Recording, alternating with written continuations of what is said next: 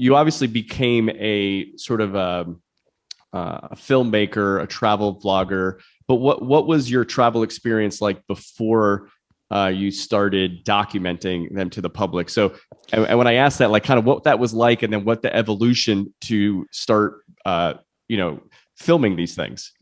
Great question. I was just thinking before you said that the Guatemala trip, it almost doesn't seem real. Like I almost forgot for a moment that that actually was where everything started, because if I don't film it, if I don't have a record on YouTube, it's almost like it doesn't exist. If it's not on Instagram, it doesn't Yeah, exist. there's a handful of countries I went to way before I was a YouTuber, and I often forget about them because I can't see the record, and I didn't take many photos back then either, so it almost doesn't exist in my mind, which is strange, and which is also, I think, a great, just as a side note, a great reason to get into YouTube or get into some form of creative expression, because it does, it does make a very valuable memory. Like it is great sometimes to go back to a video from 3-4 years ago and be like, there's that day where I walked through, Guatemala City. Well, it's funny you say that, because I like to write, and I can go back to, I've told people, like, it's funny. I've kind of been a travel writer as a hobby since probably about 2004.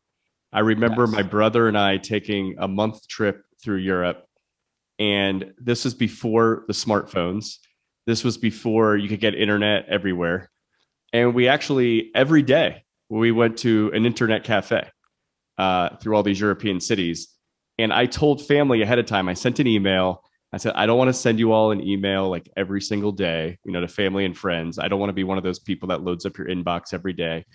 But here's the link. And it was like a blogspot.com, blog. And here's the link. If you want to keep up with us, I'm going to try to blog every day. And maybe it was just a few paragraphs or something. But it's funny, just that little bit I did. Can't believe that was 17 years ago now. I actually look back. I've every so often I'll look at those. I actually printed out those blog posts. Thank God, because I think they would have been lost somewhere. But and I go, oh, I forgot about that one little experience, right? Yeah. So kind of like I'm a good documenter more in my writing, trying to get a little bit better as you are on filming and things like that. But I think you're right to that experience. Being able to document helps you remember it. Yeah, and it's interesting you mentioned that. We have a similar journey in some sense, because I come from a writing background as well. And without that, I never would have became a YouTuber.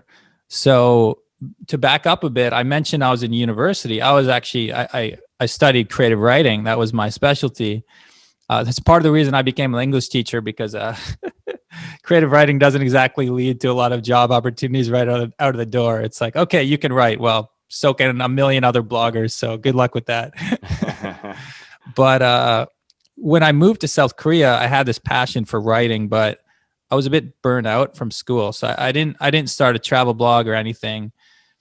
And I had this really negative mindset at the time. This was like, 2013, 2014. And I just thought, I saw a bunch of other travel blogs from like English teachers in Asia. And I just thought, oh, it's been done before.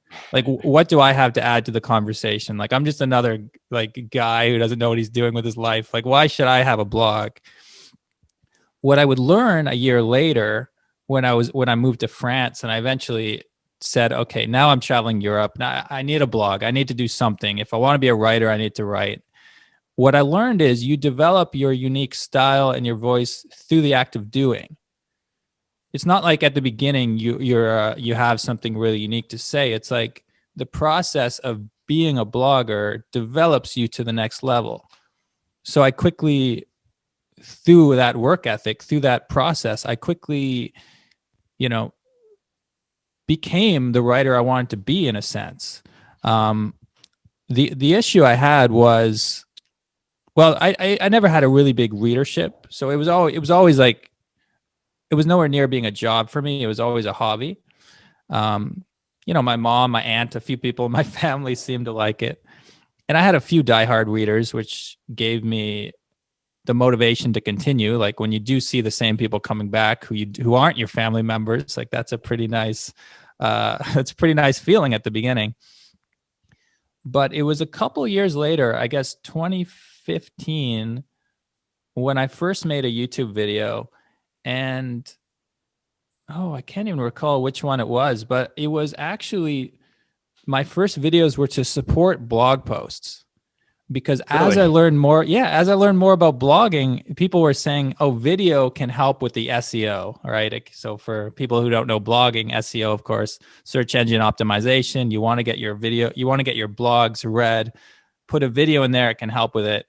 So I was so I was so not thinking about video that I was like, "Oh, I'll start a YouTube channel to like supplement these blog posts, which no one is even reading." Well, and then the videos quickly started getting more views than the blog posts.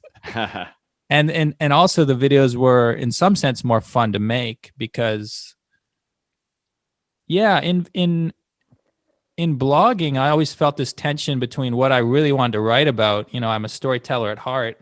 And then the search engine side of it, like, oh, I need to do a post about this, which is a trending topic, or I need to do this. The marketing versus the passion.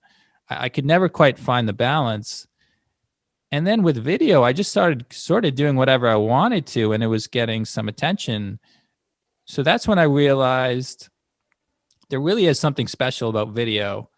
And we sort of take for granted now in 2021 how ever prevalent it is.